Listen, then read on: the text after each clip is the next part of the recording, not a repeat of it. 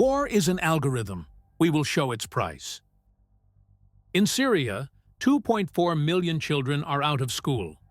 The average Syrian child has lost 4.3 years of education.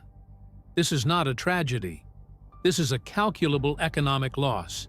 Each year of missed education reduces lifetime earnings by approximately 10%. For 2.4 million children over 4 years, the cumulative loss exceeds $300 billion in unrealized future GDP. They did not bomb the future. They erased it. Education is infrastructure. But unlike bridges or power plants, you cannot rebuild it by pouring concrete. A destroyed school can be reconstructed in months. A destroyed generation takes decades to recover, if recovery is even possible. The human mind develops in sequences. Miss the sequence, and the capacity is permanently reduced. This is the hidden cost of conflict, not the buildings, the brains. The Syria calculation. They said, the conflict will be brief. Schools will reopen. Education will resume. They got 13 years of educational collapse, an entire generation with fragmented schooling, and economic consequences that will compound for half a century. Before 2011, Syria had achieved near-universal primary education, with enrollment rates above 90%. By 2022, according to UNICEF, approximately 2.4 million Syrian children were out of school, nearly 40% of school-age children. Another 1.6 million were at risk of dropping out. For those still in school, quality has deteriorated catastrophically. The Syrian Ministry of Education reported that over 40% of school buildings have been damaged or destroyed. Of those still functioning, many operate in shifts, morning sessions for boys, afternoon for girls, reducing instruction time by half. Teachers have fled. Before the war, Syria had approximately 240,000 teachers. By 2018, that number had fallen to roughly 160,000, a loss of 1/3 of the teaching force. Those who remain often work without pay or with irregular salaries. The result is predictable: declining instruction quality, larger class sizes, and reduced learning outcomes. UNESCO estimates that each year of lost education reduces an individual's lifetime earnings by 10 to 15%. For 2.4 million children missing an average of 4.3 years of education, the calculation becomes brutal. Assume conservatively that each child would have earned $15,000 annually over a 40-year working life in a reconstructed Syria. That's $600,000 in lifetime earnings per person. A 10% reduction per year of lost education over 4.3 years equals a 43% reduction in lifetime earnings. That's $258,000 lost per child. Multiply by 2.4 million children, $619 billion in unrealized future earnings. This is speculative. This is compound interest working in reverse. The lost education does not just reduce earnings for one generation. It reduces the productive capacity of the entire economy for decades. The Afghan classroom void. Afghanistan demonstrates the long-term cost with greater clarity because the timeline is longer. Between 1996 and 2001, under the first Taliban regime, formal education largely ceased for girls and dramatically declined for boys. An entire cohort, those aged 5 to 15 during that period, received minimal or no formal education. Today, that cohort is aged 28 to 38. They are the generation that should be entering peak productive years, starting businesses, leading projects, managing complex systems. Instead, literacy rates in this cohort are catastrophically low. Among women aged 25-35, literacy is estimated at 20 to 30% in rural areas. The economic impact is measurable. The World Bank estimates that if Afghanistan had maintained its 1990s education trajectory instead of collapsing under the Taliban, GDP in 2020 would have been 25 to 35% higher, an additional $7 to $10 billion annually. Over 20 years, the cumulative loss exceeds $140 billion. When the Taliban returned to power in 2021, they again banned girls from secondary school. Afghanistan has approximately 3 million girls of secondary school age. If the ban persists for 5 years, UNESCO models suggest a cumulative economic loss of $5.4 billion over their lifetimes. This from education loss alone, excluding all other economic effects of the regime. The World Bank further calculates that each additional year of female secondary education increases a country's annual GDP growth by approximately 0.3 percentage points. Afghanistan's pre-2021 GDP was roughly $20 billion. A 0.3% reduction in annual growth, compounded over 30 years, results in approximately $50 billion in lost GDP relative to the counterfactual where girls remained in school. Education loss creates a poverty trap. Lower education reduces productivity. Lower productivity reduces income. Lower income reduces tax revenue. Lower tax revenue reduces government capacity to fund education. The cycle reinforces itself. The Yemen generation gap. Yemen provides another data point. The conflict that intensified in 2015 has destroyed or damaged approximately 2,500 schools, according to UNICEF. More significantly, it has displaced teachers and administrators, disrupted the school calendar, and created conditions where education becomes a luxury rather than a priority.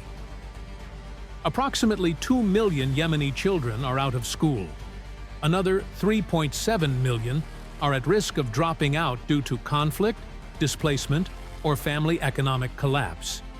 In aggregate, roughly 5.7 million children, nearly 80% of school-age children, have experienced significant educational disruption.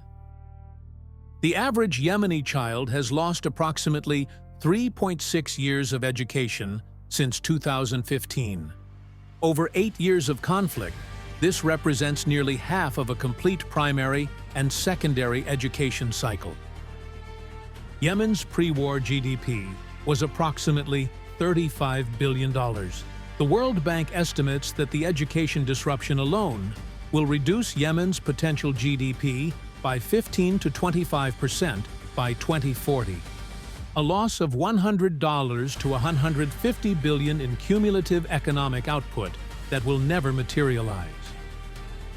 This calculation assumes reconstruction and stability by 2030. If conflict continues, the losses compound. Each additional year of educational disruption creates permanent cognitive deficits that cannot be recovered through later remedial programs. The cognitive development window. Education is not transferable across time. A child who misses primary school at age 7 cannot simply receive that education at age 15 and achieve the same cognitive outcomes. Brain development follows a sequence. Miss sequence, and the capacity is reduced. Research from developmental neuroscience shows that critical periods for language acquisition, mathematical reasoning, and abstract thinking occur between ages 6 and 14. Education during this window creates cognitive infrastructure that enables all future learning. Without it, later education achieves diminished returns.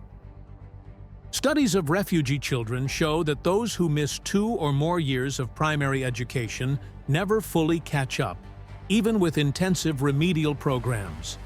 Their literacy rates, numeracy skills, and problem-solving capacities remain significantly below those who received uninterrupted education. This is why education loss is fundamentally different from infrastructure loss. Destroy a bridge, and you can rebuild it. Destroy a child's educational window, and the loss is permanent. The economic implications are severe. Modern economies require literacy, numeracy, and cognitive flexibility. Manufacturing jobs require reading technical manuals. Service jobs require basic mathematics. Knowledge jobs require abstract reasoning. A population without these skills cannot participate in productive economic activity at scale. The teacher exodus. The education system depends on teachers. Conflict destroys the teaching profession through death, displacement, and economic collapse. In Syria, teachers earned approximately $200 to $300 per month before the war. Low but stable. By 2017, with currency collapse and irregular salary payments, real teacher wages had fallen to $30 to $50 per month. Many left the profession. Others fled the country. The Syrian diaspora includes an estimated 40,000 to 60,000 teachers, roughly 1/4 of the pre-war teaching force. These are not replaceable losses. Teacher training requires years. Subject expertise in mathematics, science, and languages requires extensive education. The destroyed teaching force cannot be quickly reconstructed. Afghanistan faced similar losses. Between 2001 and 2021, Afghanistan trained approximately 200,000 new teachers with international support. When the Taliban returned, an estimated 70,000 to 100,000 teachers left the profession, either through dismissal, flight, or resignation. 20 years of teacher development was partially erased in months. The economic cost extends beyond the immediate education loss. Training a qualified teacher requires approximately $15,000 to $25,000 in developing country contexts, including their own education, pedagogical training, and initial supervision. Losing 100,000 teachers represents $1.5 to $2.5 billion in destroyed human capital investment, not counting their future productive contribution to the economy. The infrastructure illusion. Donors often focus on physical reconstruction, rebuilding school buildings, providing textbooks, distributing supplies. This is visible and measurable, but it addresses the wrong constraint. The limiting factor in post-conflict education is not buildings. It is teachers, curricula, and functioning administrative systems. You can construct a school in 6 months. You cannot train a qualified mathematics teacher in 6 months. You cannot rebuild curriculum development capacity in 6 months. You cannot restore institutional knowledge in administrative systems in 6 months. The World Bank found that in post-conflict reconstruction, approximately 80% of education funding goes to infrastructure, building schools and providing materials. Only 20% goes to teacher training, curriculum development, and institutional capacity. The allocation is inverted relative to the actual constraint. This explains why reconstructed education systems often fail to restore pre-war learning outcomes. The buildings exist. The teachers are undertrained. The curricula are outdated. The administrative capacity is missing. The system functions at perhaps 40 to 50% of pre-war effectiveness, even with reconstructed physical infrastructure. The multi-generational compound. Education loss compounds across generations. Parents without education cannot support their children's learning. Illiterate parents cannot help with homework, cannot advocate effectively in school systems, cannot model educational achievement. Studies from post-conflict countries show that children of parents who missed education due to conflict have 30 to 40% lower educational attainment than children of parents who received normal schooling, even when schools are functioning and accessible.